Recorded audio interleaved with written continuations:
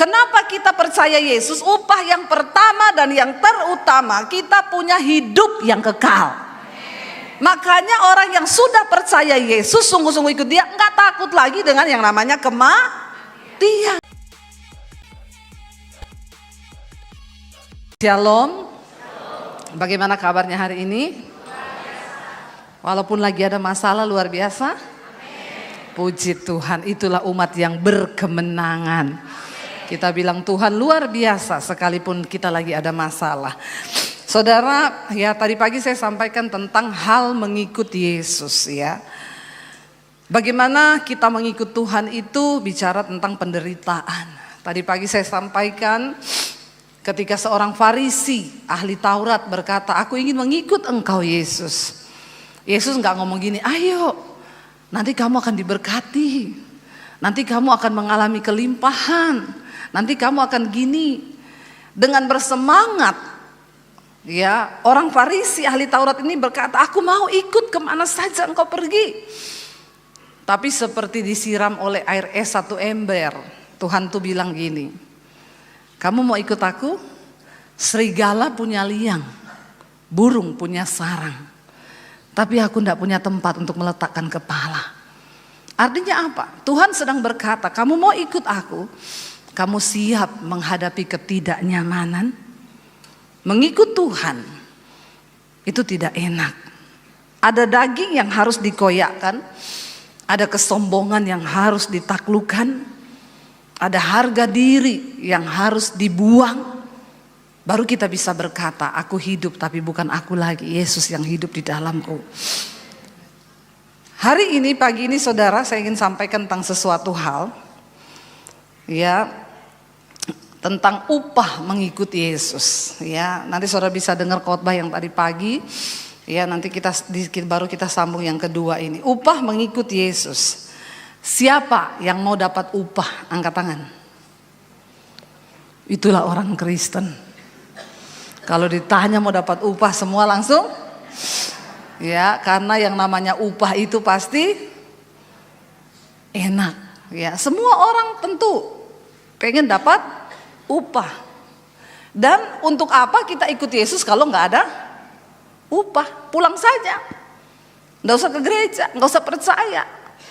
Kita semua tentunya ya pengen dapatin sesuatu. Kita nih udah ikut Yesus, apa nih yang kita dapat? Kita buka bersama Injil Matius pasal yang ke-19 ayat 27 sampai ayat yang ke-30 saudara. Injil Matius 19 ayat 27 sampai ayat yang ke-30. Baca bersama 1, 2, 3. Lalu Petrus menjawab dan berkata kepada Yesus, kami ini telah meninggalkan segala sesuatu dan mengikut engkau. Jadi apakah yang akan kami peroleh? Kalau saudara lihat judul perikop dari ayat ini tuh upah mengikut Yesus. Satu kali Petrus tanya sama Yesus. Ya, mungkin Petrus sudah merasakan malang melintang ikut Yesus, ya banyak yang mencerca, ya banyak juga mengalami badai. Lalu dia baru tersadar karena ternyata mereka itu meninggalkan jalannya, meninggalkan ayah dan ibunya, ngikut Yesus kemana-mana. Dia baru sadar, lalu dia tanya sama Tuhan, kami ini telah meninggalkan segala sesuatu, termasuk meninggalkan hidup lama, dosa-dosa lama, ya, dan mengikut engkau. Jadi apa yang akan kami peroleh? Itulah manusia. Memang kita wajar saudara bertanya apa yang kita dapat. Manusia itu selalu berhitung untung. Banyak orang itu saudara mengukur berkat itu hanya uang. Dia lupa kau itu 1 bulan ini tidak masuk rumah sakit, itu sudah puji Tuhan haleluya 12 kali. Coba kalau mau masuk rumah sakit, berapa banyak uang yang harus kita bayar? Orang maaf gak bisa buang air besar saja, masuk rumah sakit di Jakarta itu bisa puluhan juta loh. Iya Pak ya. Berkat Tuhan itu saudara bangun pagi, saudara bisa ke toilet lancar. Itu berkat enggak? Berkat. Tapi seringkali kita ini selalu mengkonotasikan berkat itu dengan kita buang itu jauh-jauh saudara.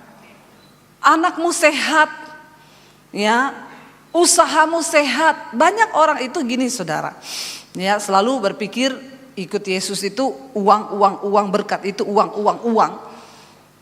Saya mau tanya di sini, saudara butuh uang nggak? Pendeta butuh uang nggak? Kok lebih kencang butuhnya? Saya butuh uang, butuh. Ya, uang itu tidak dibawa mati, tapi nggak ada uang bawaannya bertobat. Kenapa saudara sambung? Berarti ini apa yang ada di hati meluap dari mulut. Saya itu hanya mengumpan loh. Kalau nggak ada uang kau rasanya mau mati, bertobat kau, mata duitan berarti kau. Ya, jangan jadi orang mata duitan. Tapi orang Kristen yang tersesat selalu mengukur berkat Tuhan itu dari uang. Ya, dia pikir kalau dia ke gereja pokoknya uangnya banyak, tokonya diberkati, cuannya banyak. Udah gitu nggak tahu malu kadang orang Kristen itu. Ya, ngasih persembahan di gereja, maaf ya. Masih ada loh uang 2.000. Di sini ada nggak Pak? Jangan ngomong loh Pak, jangan. Bapak gembala, dilarang ngomong-ngomong, saya aja. Tapi nggak tahu saya ngomong gini berarti Roh Kudus tahu ini banyak yang ngasih persembahan 2.000. Maaf ya saudara, maaf. Kau bayar parkir aja di Jakarta 5.000. Saya bukan ngomong nilainya loh. Kalau memang kau hanya tinggal punya 2.000, Tuhan lihat hatimu. Itu persembahan terbaik yang kau beri. Tapi banyak orang Kristen diberkati Tuhan berlimpah, ngasih kolektor 2.000. Nggak malu sama malaikat, nggak malu. Udah gitu ngasih kolektor, nyanyi lagi. Persembahan kami sedikit sekali. Udah sedikit dia ngomong apa? Kiranya Tuhan terimalah dengan senang. Nggak tahu diri nggak? Udah ngasihnya sedikit, minta Tuhan terima dengan dibalas sama malaikat. Berkat yang ku beri sedikit sekali, kiranya engkau terimalah dengan. Tertawakanlah dirimu sendiri. Saudara, Yesus berkata begini, kita lihat ayat yang selanjutnya. Yesus bilang di sana, kata Yesus kepada mereka, aku berkata kepadamu, sesungguhnya pada waktu penciptaan kembali, apabila anak manusia bersemayam di tahta kemuliaannya, kamu yang telah mengikut aku akan duduk di kemuliaan Tuhan. Kalau enggak ada pengorbanan dari pengiringanmu kepada Tuhan. Sering kali saudara, kita ini sama Tuhan suka hitung-hitungan. Hitung, ya, mau memberi itu apa yang aku akan dapat dari Tuhan. Kita lupa loh, kita ini narik oksigen, bernapas itu udah gak pakai tabung, udah gratis. Itu anugerah. Keluargamu baik, anakmu baik, usahamu baik, semua baik, itu anugerah. Dan kalau engkau hanya mengukur berkat Tuhan itu dari uang, yaitu engkau tersesat. Makanya banyak orang Kristen itu sama Tuhan hitung untung rugi terus. Dan engkau tidak akan pernah melihat kemuliaan Tuhan selama kita ini hitung untung rugi dengan Tuhan. Loh, kenapa kita percaya Yesus? Upahnya yang pertama tadi dikatakan yang paling jelas, ayat yang terakhir bilang, dan engkau akan memperoleh hidup yang kekal. Semua manusia di dunia ini membutuhkan yang namanya keselamatan. Hal pertama, upah yang sangat luar biasa yang kita terima dari Tuhan Yesus, upah dalam kita percaya mengikut Tuhan. Yang pertama itu hidup kekal dulu. Hidup kekal. Karena itu orang Kristen yang sungguh-sungguh sudah percaya Tuhan, dia gak takut mati lagi karena ada jaminan hidup sampai pada kekekalan. Karena itu setiap kita hari ini sudah gak takut mati kan? Semua sudah siap mati? Yang sudah siap mati tolong angkat tangan. Kenapa kau tertawa? Saya itu tanya yang sudah siap mati, bukan yang sudah mau mati. Saudara siap atau tidak? Kalau waktunya datang, tidak bisa diundur.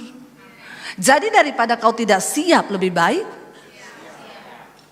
mempersiapkan diri pada kematian. Itu bukan beli peti yang ada gambar Tuhan Yesus warna putih yang mahal, bukan. Tapi putihkan hatimu dan hidupmu, hidup dalam kekudusan. Buang semua dosa. Yang selingkuh bertobat. Ada di sini yang masih suka selingkuh? Bertobat kau. Ya, ada orang datang sama saya, Bu Debbie, saya ini dia pejabat. Saya ini pejabat, Bu, tapi saya itu satu kelemahan saya. Apa, Pak? Saya ini suka jatuh sama perempuan. Itu bukan kelemahan, Pak, kelebihan. Jangan kau bilang kelemahan, itu Bapak kelebihan. Terus saya tuh mau tanya, Bu, bagaimana ya supaya saya ini bisa tobat ya, Bu, enggak begitu-begitu lagi. Saya tuh kalau datang ke Jakarta, kan dia dari daerah, pesawat baru mau landing nih, Bu, udah cepat-cepat pengen hidupin HP, pengen telepon perempuan, suruh datang ke hotel. Jadi Bapak ini mau datang sama saya minta apa? Minta nasihat bagaimana ya, Bu, supaya saya berubah. Saya tidak akan mendoakan Bapak, karena biar saya tumpang kaki juga, kalau Bapak memang enggak niat bertobat, enggak bisa, Pak. Terus apa nasihat Ibu? Gini aja, ingatin aja kalau Bapak landing di Jakarta, pegang HP, ingat, Pak, kau masuk hotel bawa perempuan, kau lagi bersinah, Pak, malaikat gunting satu saja urat di jantungmu, satu saja digunting malaikat, mati kau, Pak. Mati kau, difoto, masuk koran, Pak.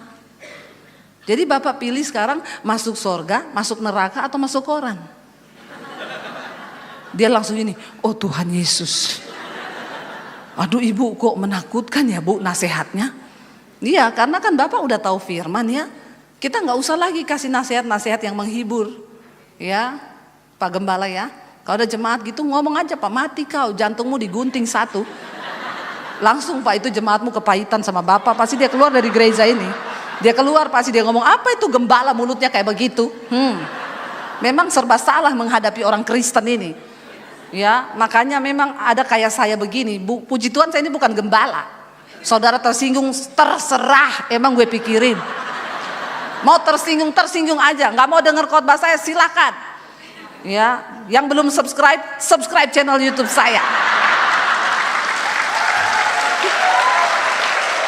Nggak usah tepuk tangan. Ya, Debbie Basir TV. Ya, tolong subscribe, like dan share. Amin. Udah nggak usah denger nasihat yang manis-manis, ya. Udah bukan waktunya manis-manis. Oh gitu ya. Jadi Bapak suka selingkuh, Tuhan mengerti kok, Pak. Pret. Bertobat kau ya, bertobat. Jangan main-main dengan Tuhan. Kenapa kita percaya Yesus? Upah yang pertama dan yang terutama, kita punya hidup yang kekal. Makanya orang yang sudah percaya Yesus, sungguh-sungguh ikut dia, nggak takut lagi dengan yang namanya kematian. Mati itu untung. Kita beristirahat dari segala jerih lelah. Makanya kalau ada orang konseling sama saya, Pak, dia bilang, Bu, saya ini punya masalah, bergumul, saya sudah capek hidup.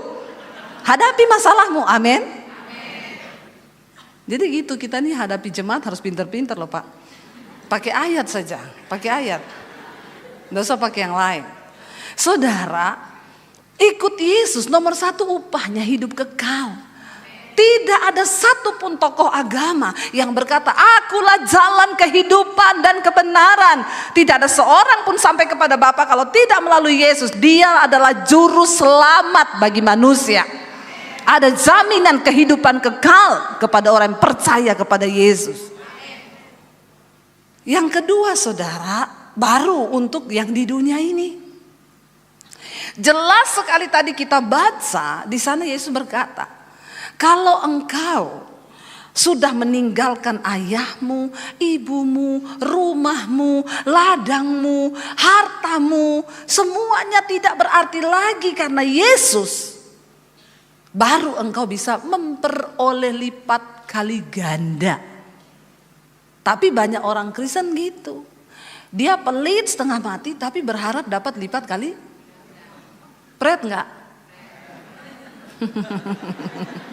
Ya, ngomong sendiri ya, pride-nya agak mantap gitu kayak saya gitu ya. Dia sendiri gak berani berkorban hidup, gak berani berkorban tenaga, gak berani berkorban uang, gak berani berkorban perasaan, tapi dia pengen dapat upah. Engkau main judi sama Tuhan. Ya, lucu orang-orang Kristen model begini tuh lucu. Saya tuh ketawa. Banyak yang datang, Bu gimana ya supaya saya kayak Bu Debbie, Ibu sekarang diberkati Tuhan ya, luar biasa ya.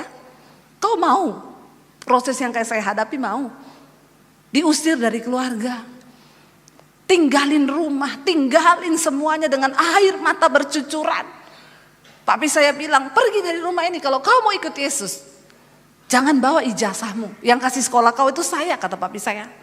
Saya mau lihat kalau kau keluar tanpa ijazah ikut Yesus. Saya mau lihat Yesus kasih makan kamu pakai apa. Makanya memang saya harus jadi YouTuber. Gak perlu ijazah. Amin.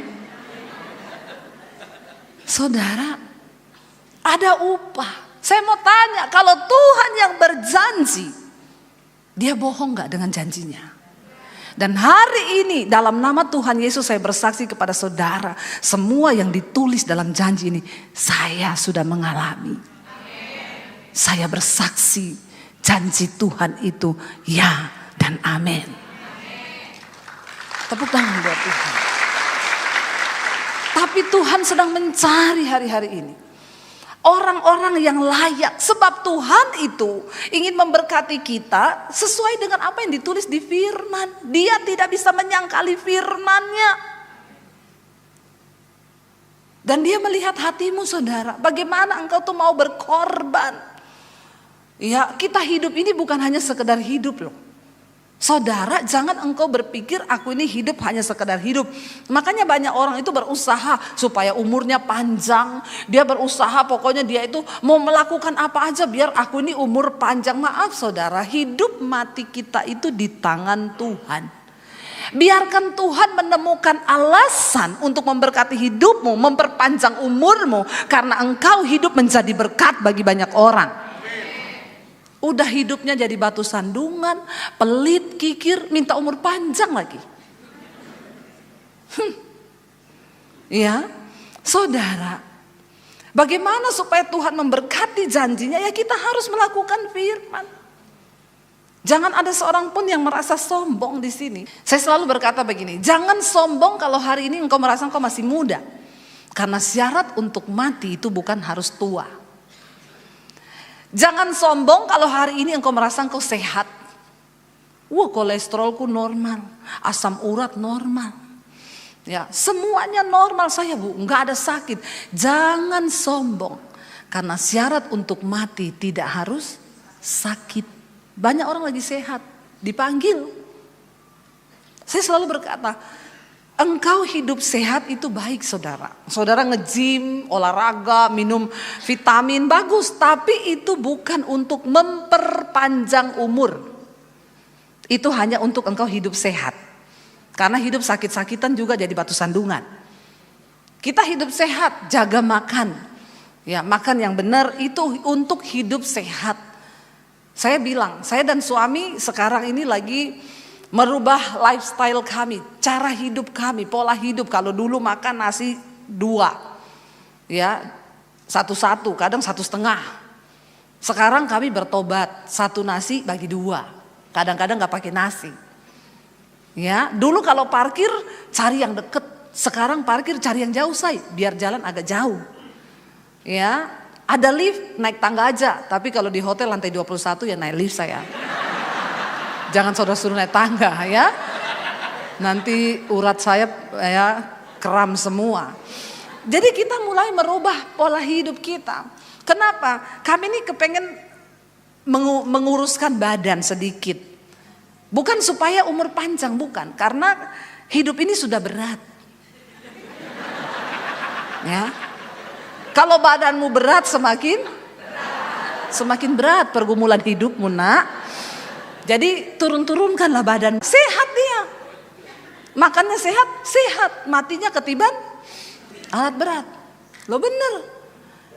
Jangan andalkan apapun, tapi taruh andalanmu tuh benar-benar kepada Tuhan. Ya. Dan jangan takut kalau memang sudah waktunya mati, ya mati.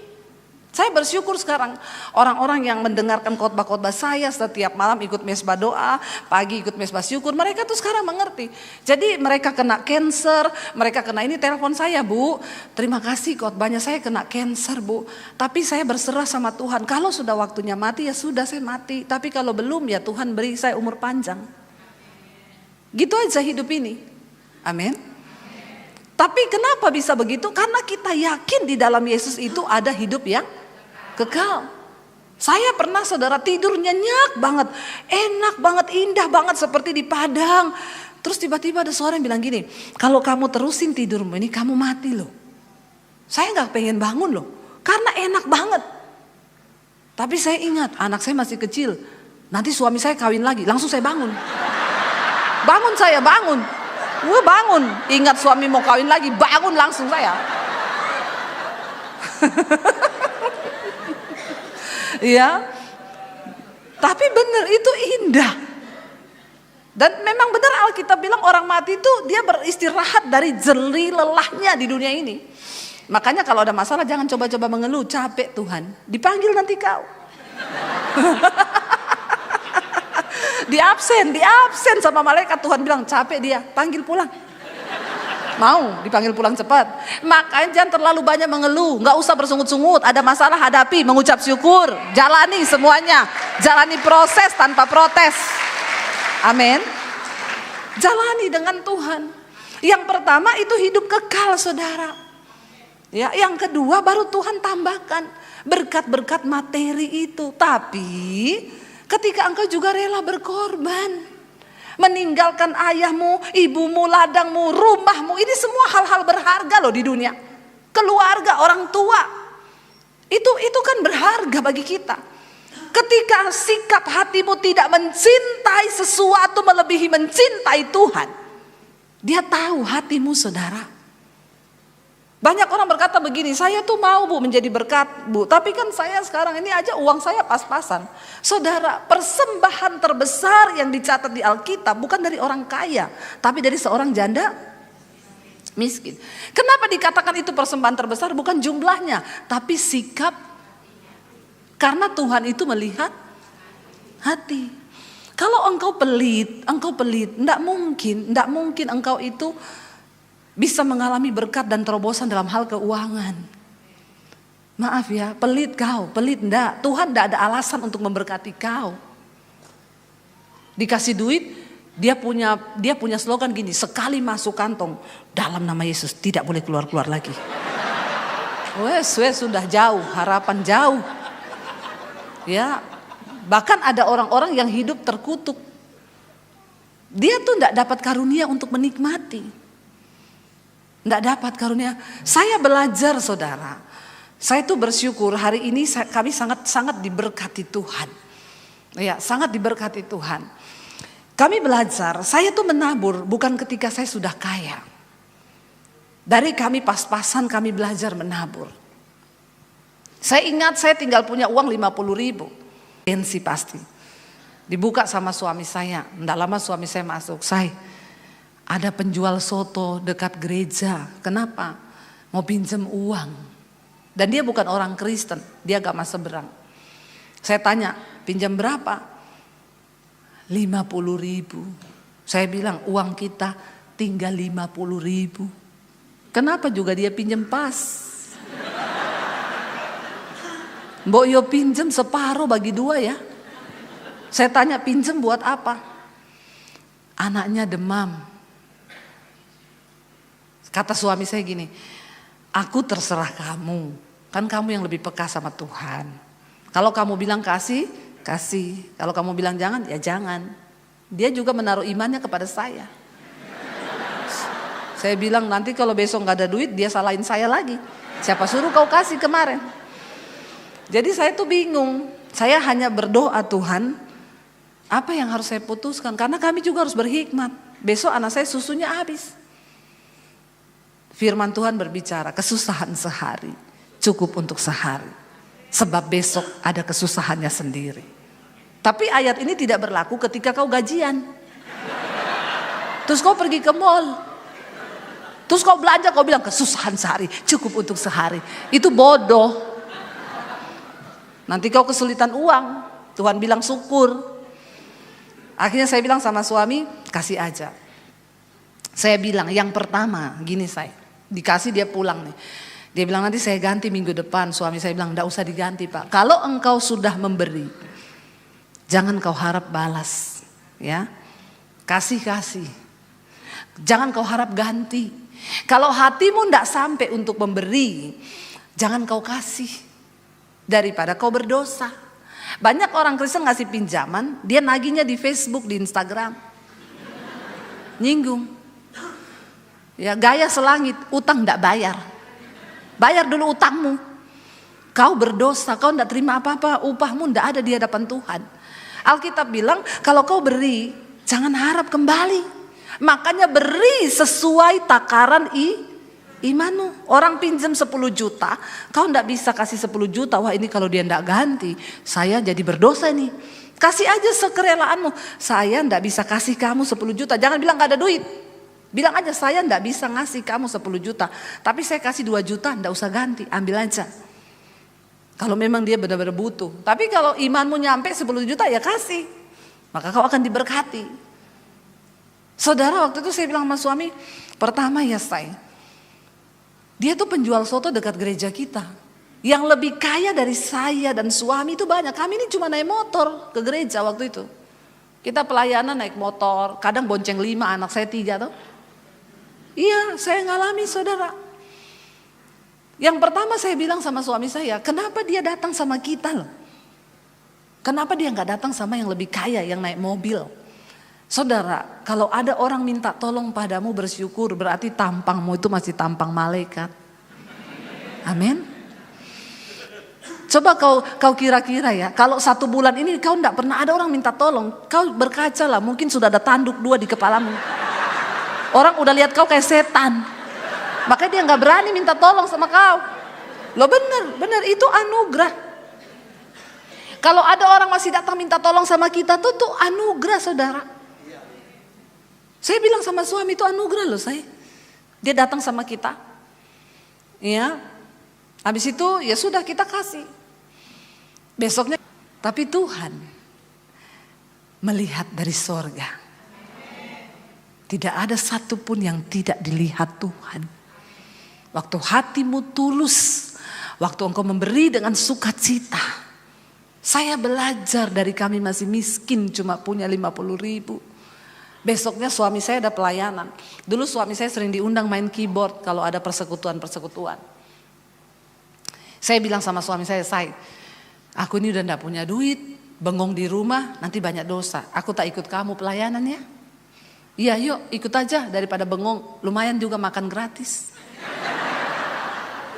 Ya, saya ikut suami, naik motor kita pergi pelayanan. Sampai di sana saya duduk, suami pelayanan. Tiba-tiba sebelum mulai acara, ada satu pengusaha kaya dia masuk di pintu. Saya lihat bapak ini, waktu saya lihat ada suara di hati saya langsung ngomong gini. Nanti bapak ini akan memberkati engkau. Saya tengking dalam nama Yesus. Mata duitan. Begitu lihat orang kaya langsung suara hatinya bicara. Dasar bertobat kau. Karena banyak orang begitu kan. Waktu gak punya duit ketemu orang kaya, muka langsung berubah jadi celengan babi. Dia pasang tampang susah ya. Biar kelihatan susahnya, biar ditabur duitnya. Nggak usah kau rekayasa berkat Tuhan. Amin. Biasa aja Tuhan lihat hatimu kok. Nggak usah kau rekayasa. Saya tengking itu suara saudara. Dalam nama Yesus. Tapi itu suara bicara terus. Lalu saya bilang gini, Tuhan kalau ini memang suaramu pasti terjadi. Tapi kalau ini suara hati saya sendiri, ampuni saya Tuhan. Saya tidak bermaksud Tuhan. Memang saya nggak ada duit. Tapi saya tidak bermaksud mata duitan Tuhan. Tapi saya tunggu aja. Pasti terjadi itu kalau dari Tuhan. Sudah selesai acara, sudah. Sini saya doain. Kita disuruh duduk. Saya bilang, oh berkatnya doa. Bukan cuma duit. Berkat itu juga bisa doa. Dia doakan kami, Tuhan berkati kedua hambamu gini. Oke, terima kasih banyak Pak doanya. Tunggu, Tuhan suruh saya nih, semua yang ada di dompet saya disuruh kasih sama kalian. Yakin Pak? Iya. Dia ambil semua yang ada di dompetnya saudara. Saya ingat banget waktu itu 750.000, 20 tahun yang lalu. Ini ada uang 750.000. Tuhan suruh saya kasih semua. Saya tanya, terus Bapak pulang pakai apa? Bapak pulang nih gak ada duit loh. Saya pinjemin 50.000 ya Pak. Kok jadi bingung ya? Dia bilang gak usah Bu, saya ada sopir. Oh ini ya, terima kasih banget loh Pak. Ini juga jawaban doa bagi kami. Oh iya, Tuhan berkati, Tuhan berkati. Turun di tangga gini, tunggu dulu. Punya rekening BCA enggak? Tuhan suruh saya ini. Terus saya bilang, oh iya punya Pak. Berapa ya nomor rekeningnya? Enggak hafal Pak. Jangan sampai kamu enggak hafal nomor rekeningmu saudara. Nomor rekening itu harus hafal di luar kepala. Supaya kalau ditanya langsung jawab. Jangan lama-lama karena bisa berubah pikiran. Kalau sekarang saya hafal 785 034 0241 BCA atas nama Debbie Basir. Nggak usah tepuk tangan, nggak penting. Saya bilang saya nggak hafal Pak. Oh ya udah besok pagi jam 8. Tolong SMS ya ke saya, kirim ya. Iya Pak. Tunggu jam 8 tepat ya. Jangan jam 5 pagi kau sudah SMS. Jam 5 SMS setengah 8 gini, sudah transfer belum ya? Itu mata duitan. Nggak usah ditanya. Belajar untuk gak usah merekayasa janji-janji Tuhan itu. Kalau Tuhan sudah berjanji itu pasti dia tepati. Jam 8 saya SMS, Shalom Pak, ini nomor rekening saya. Udah, saya gak tanya-tanya lagi. Jam 10 dia telepon, Ibu sama Bapak ada di mana? Lagi di rumah. Bisa ke BCA sini? Oh iya bisa, deket sama rumah. Saya tunggu di sini ya, saya mau kasih tunai aja sama saya mau sampaikan sesuatu. Kami datang saudara, dia pegang amplop coklat, dia bilang, kalian jangan terima kasih sama saya ya, sama Tuhan. Saya tuh enggak pernah gini loh. Tapi Tuhan suruh saya, ini ada uang 10 juta. 20 tahun yang lalu. Ini dari Tuhan. Saya juga enggak tahu, tapi Tuhan suruh saya berkati kalian. Saudara, uang 50.000 semalam.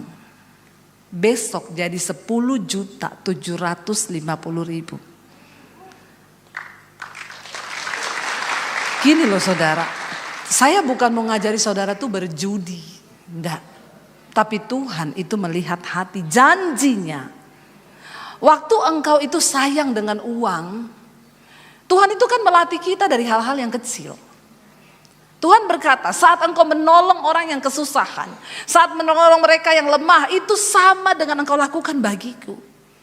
Yesus berkata, saat aku di penjara engkau membesuk aku, saat aku di rumah sakit engkau menolong aku, saat aku lapar kau beri aku makan. Mereka bilang, kapan engkau lapar Tuhan? Kapan engkau di penjara? Karena sesungguhnya segala sesuatu yang kau lakukan bagi sesamamu manusia yang lemah, itu sama dengan engkau lakukan bagiku. Nanti terus pulang dari ibadah, siapa yang mau pinjam uang 50? Siapa? Nih tak kasih pinjam, mau pinjam? Nggak bisa direkayasa, Tuhan itu nggak bisa direkayasa. Amin. Jadi semua itu dari hati. Saudara sampai hari ini pun, ya, saya dulu kehilangan rumah, saya kehilangan segala sesuatunya. Hari ini Tuhan balikan semuanya berlipat kali ganda. Di tengah masa pandemi, kita mau di rekening saya uang 10 juta nggak ada. Dan saya baru sadar, saya bilang sama suami saya gini, kita ini terlalu berani ya ikut Tuhan ya. Ternyata kami ini tidak ada gaji bulanan. Memang kami hidup hanya dari melayani Tuhan. Nggak ada gaji bulanan tetap setiap bulan. Jadi waktu pandemi kami baru sadar itu. Saya ini selama ini kita juga mau beli apa-apa nggak bisa utang saudara. Karena nggak ada slip gaji. Kami dulu pernah mau kredit rumah di Jakarta. Orang banknya tanya, Bu, slip gaji mana ya? Nggak ada Mas. Loh Ibu ada gaji? Ada. Dari mana? Dari sorga Mas.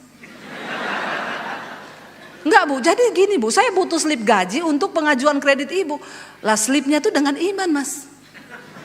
Orang banknya bingung, dia bilang masalahnya bank belum terima slip dengan iman Bu. Karena kebetulan bos kami tidak beriman. Jadi kami ini tidak bisa beli apa-apa kredit tuh tidak bisa. Tidak ada slipnya. Gajinya langsung dari sorga. Nah waktu pandemi kita tidak punya uang sama sekali. Saya bilang sama suami, keputusan terburuk adalah kita jual rumah di Jakarta, kita pulang ke Solo. Lupakan sudah. Udah begitu anak saya datang, Mam, aku mau kuliah loh tahun ini. Nah ini orang sudah pada mati semua nak. Kenapa lagi kau bicara kuliah? Berapa kuliahmu? 70 juta masuknya, apalagi 70 juta uangnya siapa? Tapi gini nak, kalau Tuhan berkehendak kau kuliah, pasti ada jalannya. Tapi kalau enggak usah memaksa nak, kuliah atau tidak, itu tidak menentukan masuk sorga. Saya menghibur diri saudara. Dan menghibur anak saya tentunya. Mami enggak mau pinjam uang untuk kuliahmu ya nak. Saya dan suami itu punya prinsip saudara. Kami ini hamba Tuhan. Kami enggak boleh pinjam uang. Karena waktu kami pinjam uang, kami mempermalukan nama Tuhan. Itu prinsip saya. Dan Tuhan melakukan sesuai dengan imanmu.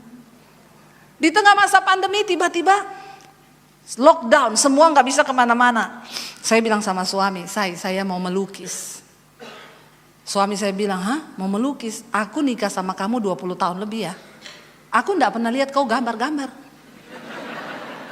Kalaupun gambar gunung dua, jalan di tengah, saya sawah kanan kiri. Itu semua saudara juga bisa. Dia bilang, kau mau melukis apa? Ya nggak apa-apa daripada nggak ngapa-ngapain. Begitu lockdown pertama buka, ayo antar saya ke toko Gramet. Kita ke Gramedia, saya pilih kanvas. Mbak, ukuran kanvas terbesar berapa? Ada Bu 120 kali 80, 120 kali 1 meter. Ya udah saya minta itu 5 biji ya. Suami saya gini, ini hobi atau belajar? Memang laki-laki itu suka tidak percaya sebelum melihat. Karena laki-laki selalu pakai logika. Maka gitu, karena ukuran otak laki-laki itu lebih kecil daripada ukuran otak perempuan. Tapi memorinya full. Ukuran otaknya kecil, memori full. Beda perempuan otaknya besar, tapi tidak ada isinya.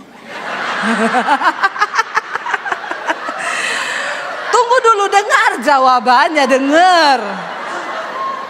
Kenapa saudara? Karena perempuan itu lebih pakai perasaan. Dia kalau ada masalah, dia curhat sama temennya. Dia WA, lagi ada masalah ini dibalas sama temennya, iya Cin. Kenapa Cin? Dia ketik panjang sekali. Suamiku itu gini. Temennya itu enggak baca karena kan sudah bosen dengan curhatannya. Enggak dibaca, cuma dibalas gini. Berdoa ya Tuhan tahu hatimu. Dia udah plong. Waktu dia ngetik itu pelampiasan perasaannya sudah. Beda sama laki-laki. Laki-laki itu kan enggak pernah curhat. Jadi kalau ada laki-laki yang suka curhat itu laki-laki cucok. Cucok meong. Ya. Saudara pernah lihat ada bapak-bapak Cin? Nggak ada kan laki-laki bilang sama temannya Cin, iya say. Itu udah fix. Homo pasti. Dilarang yang begitu-begitu ya. Tapi kalau perempuan tuh kan biasa. Perempuan yang ada masalah dia jalan-jalan ke mall, cuma cuci mata nggak beli. Masalahnya udah hilang. Laki-laki tuh beda, dia pikir. Jadi itu penyebabnya. Lah suami saya marah-marah. Kita ini gak ada duit loh. Kamu itu mau hobi atau kamu mau belajar? Kalau kamu mau belajar gambar, beli yang ukuran 10 cm. Saya bilang, terus kamu lihatnya lukisan pakai keker. 10 cm itu lukis apa Tanda tangan aja udah penuh. Dia bilang, tapi kan baru mau belajar ya jangan begitulah. Saya bilang, sudahlah saya juga gak tahu. Lumayan kalau bagus bisa dipajang di rumah. Di tengah masa pandemi itu lockdown pertama buka, lagi heboh-hebohnya. Saya melukis cuma 2 jam. Selesai lukisan, suami saya keluar dari studio. Ini lukisan siapa? Saya bilang, di sini ada siapa? Emang di sini ada siapa? Dia bilang, enggak mungkin loh. Ini lukisanmu? Lah ada siapa di sini? Tetap enggak percaya, tetap. Sudah melihat juga tetap tidak percaya. Itulah laki-laki. Enggak mungkin loh kamu. Lah siapa? Saya di sini enggak ada siapa-siapa loh. Daripada dia bertanya-tanya, saya foto, saya upload di IG. Puji Tuhan, lukisan pertama saya laku. Tiba-tiba ada inbox, Bu, itu lukisannya dijual enggak? Saya bilang, saya baru belajar melukis. Ini lukisan pertama, tapi dijual enggak? Ya, kalau mau dibeli silakan aja. Harganya berapa? Ya saya juga enggak tahu. Yang penting ganti tinta sama kanvas aja, lebihin sedikit lah ya. Ongkos capeknya. Dia bilang, oke, minta nomor rekeningnya, Bu. Saya kasih. Saudara, lukisan pertama saya laku 10 juta. Saya liatin ke suami saya, opo. Masih marah kan, habis 3 juta dia beli kanvas. 5 biji. Ini loh, lukisanku laku nih loh 10 juta. Dia bilang, hah? 10 juta? Siapa yang beli? Ada orang. Beneran? Dia langsung bilang, besok tak antar beli kanvas lagi ya. Lukisan yang terjual. Saudara, yang termurah itu 10 juta, ada yang 6 juta satu. Yang lainnya 50 juta, 25 juta, 50 juta. Nggak usah lihat itu HP yang hidup. Lihat saya aja kepo. Biasalah orang di gereja lagi hidup HP. Matiin, kalau enggak masukin kantong kolektor. Saudara, ya, yang tertinggi 75 juta. Yang tertinggi. Yang lucunya waktu anak saya mau kuliah, lukisan saya laku, saudara. Tiba-tiba dikirim bukti transfernya, Bu, saya sudah transfer ya. Saya lihat 70 juta. Saya bilang, Pak, kayaknya Bapak salah transfer, Pak. Kenapa? Ini enggak kelebihan 0? Kan saya takut. Tiba saya pakai terus dia bilang kelebihan 0. 0 itu berarti, saudara. Akhirnya dia bilang, oh enggak, Bu, itu yang Tuhan taruh di hati saya. Saya bilang, anak saya sini dek. Berarti Tuhan izinkan kamu kuliah. Saudara, tepuk tangan buat Tuhan. Janji firman Tuhan itu ya dan amin. Tapi ada syarat. Ada syarat. Engkau tidak mungkin melihat kemudahan-kemudahan sorgawi kalau engkau pun tidak hidup menjadi pelaku firman. Orang yang murah hatinya akan beroleh kemurahan. Itu janji Tuhan. Kenapa ya aku tidak pernah menerima kemurahan begitu? Kenapa ya? Kenapa ya? Tidak bakal kalau engkau tidak juga melakukan kemurahan. Ini udah habis waktunya ya Pak?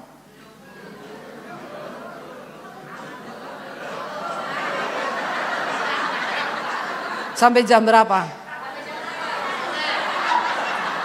Sampai jam 2 Anda puasa lemes.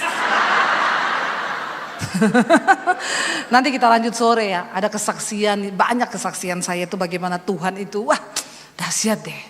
Saudara, alami Tuhan yuk. Ayo alami janji Tuhan yuk. Tuhan itu mau loh. Tapi kenapa janjinya tidak terjadi? Sebab ada penghalang. Karena dia nggak bisa menyangkali firman-Nya. Dia berkata orang yang murah hati akan beroleh kemurahan. Itu harga mati.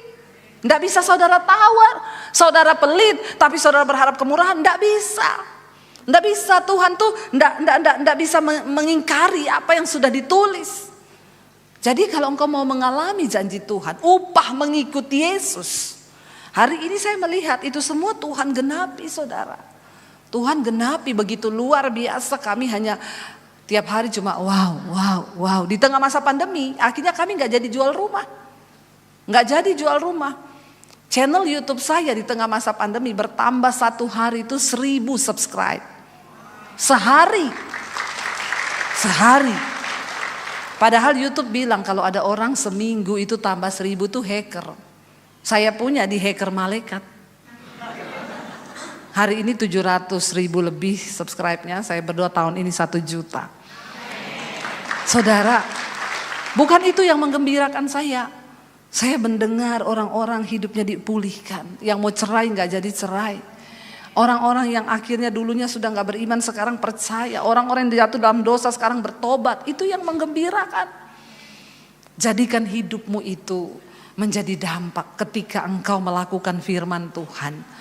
Karena satu saat ketika kita mati, satu saat nanti kita akan berhadapan dengan Tuhan. Dan Tuhan akan tanya, apa yang sudah engkau buat bagi kemuliaanku selama engkau hidup.